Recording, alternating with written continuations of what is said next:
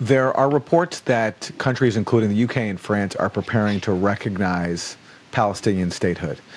But the U.S., by contrast, is openly against that, as they have been for many decades. And I want to get your reaction to some remarks from the U.S. representative at the UN. His name is John Kelly. And this is what he said about the calls for Palestinian statehood, that essentially to grant Palestinians a state now would be to reward the attacks of October 7th. The United States stands with Israel in unequivocally rejecting any effort to unilaterally recognize a Palestinian state or impose conditions on Israel which would be an unconscionable reward for the heinous Hamas attack on Israel that massacred and brutally kidnapped Israelis and Americans. Thank you, Mr. President. So there you go. According to the U.S., it would be an unconscionable reward to Palestinians to give them a state because October 7th happened. Well, I think what he's really trying to say is, once again, expressing the traditional U.S. position, which is that the Palestinian people have no legitimate rights, they have no legitimate grievances, and they certainly have no right to an existence independent of Israel in the form of a state on what the United States de facto considers Israeli rather than Palestinian territory. I believe it's that simple. Do you see any countervailing force right now in the region or anywhere around the world, whether it's Europe, becoming increasingly critical of Israel, talking about recognizing Palestinian statehood, or the Gulf states? Trump just did a tour of several Gulf countries, talked about making some lavish deals, talked about receiving a gift from Qatar, a very fancy jet.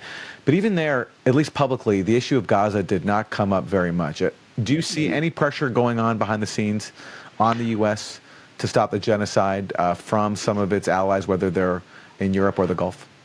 Well, let's take those one by one. And the Gulf, as you will have noticed, the regional priority of the states that Trump visited were not Gaza, but were a lifting of the sanctions on Syria, because the Gulf states are very concerned about having another Iraq on their doorstep, referring to the chaos that engulfed Iraq after the 2003 U.S. invasion.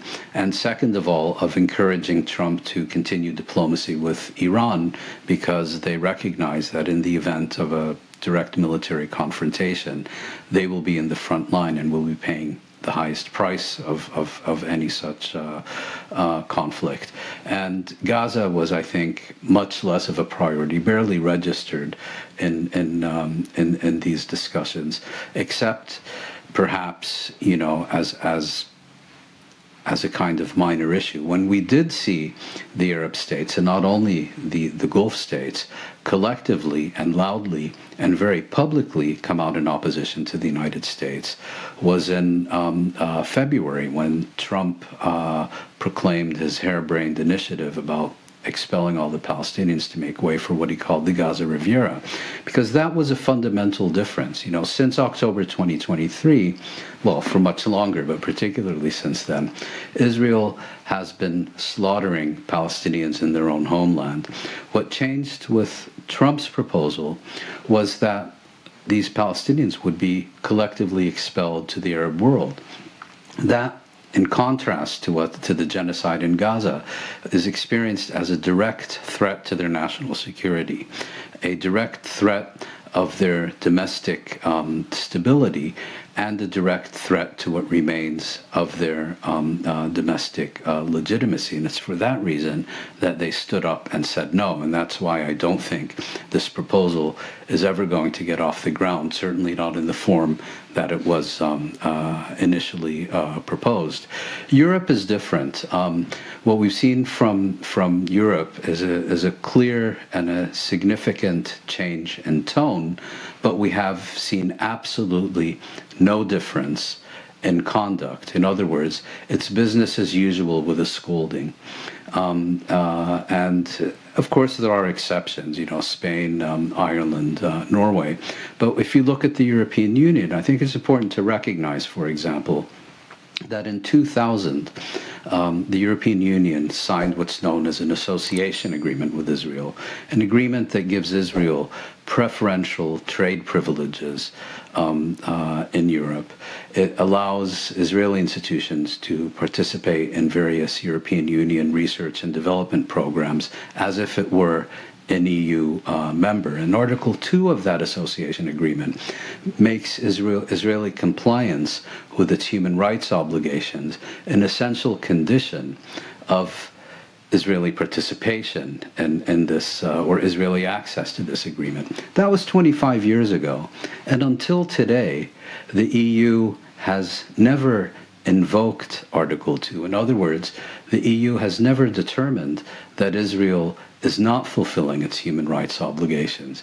And last week, it's true, the EU announced that it would launch a review to determine whether or not Israel was in compliance with its obligations, meaning that almost 2 years into a genocide, no one in Brussels knows what's going on, and they have to launch a review, which is another way of saying we're going to take our time, do an investigation, take even more time to write a report, take even more time to hold discussions about the conclusions of this report, then we won't have a majority and we'll just continue with business as usual. And even more importantly, as pointed out, for example, by Hugh Lovat of the European Council on Foreign Relations, a review was already conducted last year, but it wasn't publicly announced. It was conducted in secret, and it was apparently a very damning report that was never released and never acted upon. So, even when we get to issues like France and potentially others declaring that they are considering or even intend to recognize Palestinian statehood, well, all well and good, but if it's not paired with concrete action to make such a state possible, to reverse the Israeli occupation of these territories.